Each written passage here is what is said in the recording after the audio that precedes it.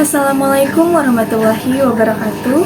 Perkenalkan, nama saya Sisti Tianidar dengan NIM 64232769 dari kelas 642D37.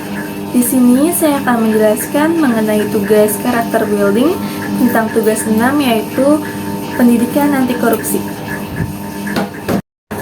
Pendidikan anti korupsi adalah upaya untuk mengendalikan dan mengurangi korupsi melalui pendidikan yang sistematis dan berkesinambungan, mulai dari pendidikan dasar hingga perguruan tinggi. Pendidikan anti korupsi melalui jalur pendidikan lebih efektif karena pendidikan dapat mengubah sikap mental secara sistematis dan mudah terukur. Tujuan ini dapat dicapai dengan mengenalkan nilai-nilai anti korupsi sejak dini, seperti kejujuran, adil, berani, hidup sederhana, tanggung jawab, disiplin, kerja keras, hemat, dan mandiri. Dengan demikian, masyarakat akan mengawasi setiap tindak korupsi yang terjadi dan secara bersama memberikan sanksi moral bagi koruptor. Dalam tugas 6 ini, di sini saya akan menjelaskan tentang contoh tindakan korupsi yang dilakukan di keluarga, di masyarakat, di kampus, di pemerintah, di tempat kerja, dan di lingkungan tempat kerja.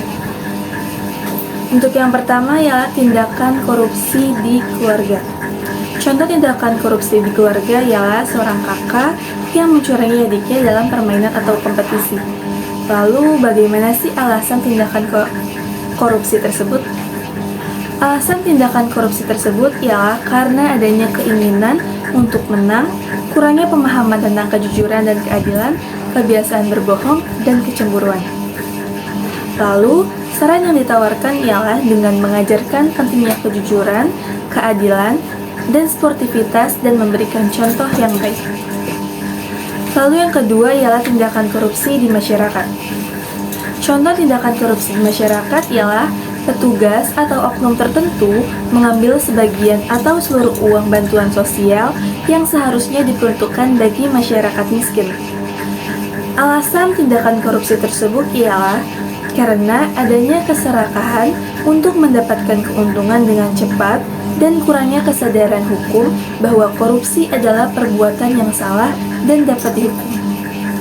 Kemudian saran yang ditawarkannya ialah dengan mengawasi kinerja pemerintah, dengan memantau penggunaan anggaran dan kebijakan publik, menggunakan layanan publik secara bertanggung jawab, dan melaporkan jika menemukan praktik korupsi. Yang ketiga ialah tindakan korupsi di kampus.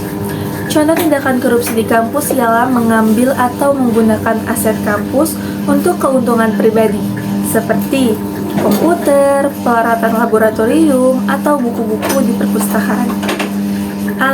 Alasan tindakan dana korupsi tersebut ialah karena adanya keinginan untuk memiliki barang-barang yang tidak mampu mereka beli dengan uang mereka sendiri. Kemudian ada kurangnya rasa tanggung jawab yang kuat dari mahasiswa terhadap aset kampus dan kurangnya pengawasan dari pihak kampus. Saran yang ditawarkan ialah seharusnya pihak kampus harus mengingatkan kesadaran mahasiswa tentang aturan dan memperkuat sistem keamanan untuk mencegah pencurian dan penyalahgunaan aset. Yang keempat, tindakan korupsi di pemerintah.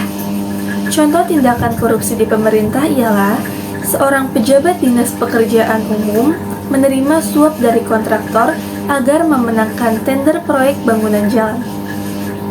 Lalu, alasan tindakan korupsi tersebut ialah karena adanya keinginan untuk memperkaya diri sendiri dengan cara yang tidak sah dan kurangnya pengawasan terhadap proyek pembangunan, sehingga memungkinkan para pejabat dan kontraktor untuk melakukan korupsi tanpa ketahuan. Saran yang ditawarkan ialah yaitu dengan meningkatkan transparansi dan akuntabilitas dalam proses pengadaan proyek dan mendorong partisipasi masyarakat dalam mengawasi proses pengadaan proyek dengan melaporkan tindakan korupsi kepada pihak yang berwenang. Kemudian kelima ialah tindakan korupsi di tempat kerja. Seorang karyawan menggunakan kartu kredit perusahaan untuk membeli barang-barang pribadi mereka.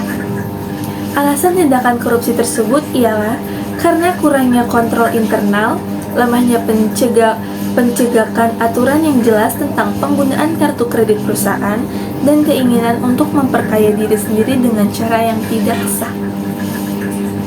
Lalu saran yang ditawarkan ialah perusahaan harus membuat aturan yang jelas tentang penggunaan kartu kredit perusahaan seperti batasan pengeluaran dan jenis transaksi yang diperbolehkan, menerapkan sistem otorisasi transaksi dan melakukan audit secara berkala, dan memberikan sanksi yang tegas.